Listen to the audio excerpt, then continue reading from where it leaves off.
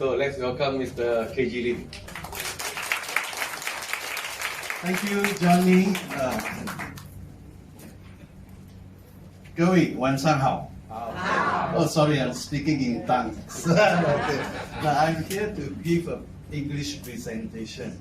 And as Johnny has said, I'm KG.LIM. I'm the CEO of this company. But I must tell you that I'm only a CEO by default. Because I didn't start out to set up this company. I was quite happily semi-retired. But 3.5 years ago, my partner from China, he came to KL, he passed me 2 watches. And he said, Mr. Lim, you should use this, it's very good for you. Now I was having a lot of health issues during that time. And he said, you better use it.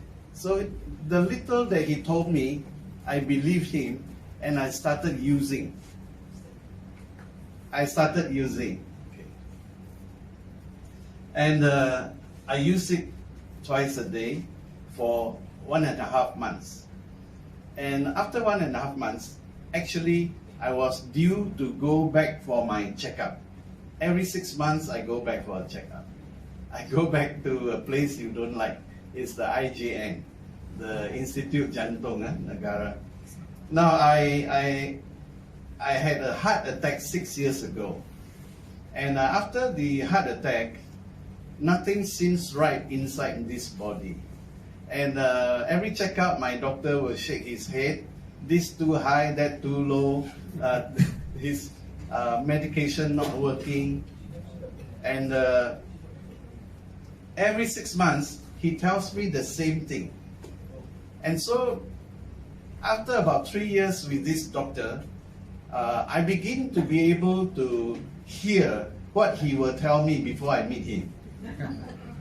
When I get into his clinic, before he opened his mouth, I would imagine, this too high, that too low, is not working. After the heart attack, I had 8 medications every day. He said, this is for life. So I said, okay, for life, I'll do it. And after 1.5 months of using that therapy that my partner gave me, I went back for this particular checkup, expecting the doctor to shake his head again, and this too high, that too low. But on this particular occasion, the doctor looked up at me and he said, hey, Lim, come here, come here. You are very good now, he said. Well, I thought, Chilaka, after 3 years, now you console me, huh? I said, what's so good about me? He said, Lim, your blood pressure has stabilized a lot. Your blood sugar is very satisfactory now. Because I have been diabetic for 15 years before that. And he said, I have fatty liver as well. He said, your triglycerides has come down. It's already very steady. And then because of my diabetes, I have some complication with my kidney. And if you have some complication with the kidneys, one of the earliest indications is that your creatinine will rise. Creatinine, when it rises, it never goes down. So my creatinine has been going up little by little by little. But on this particular occasion, my doctor said, very strangely, your creatinine has come down. So what else, doctor?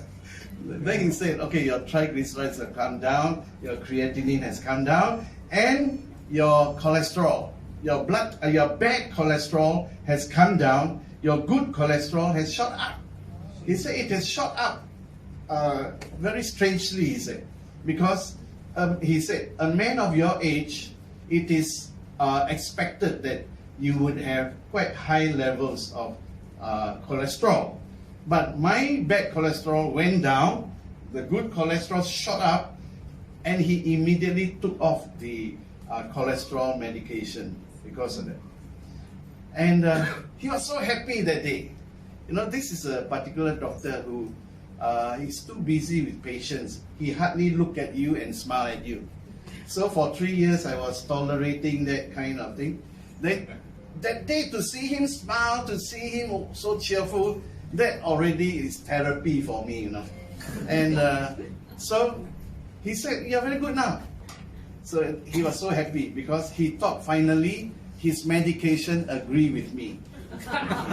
But he didn't know that actually I was 1.5 months into a therapy that I personally felt has done something inside my body.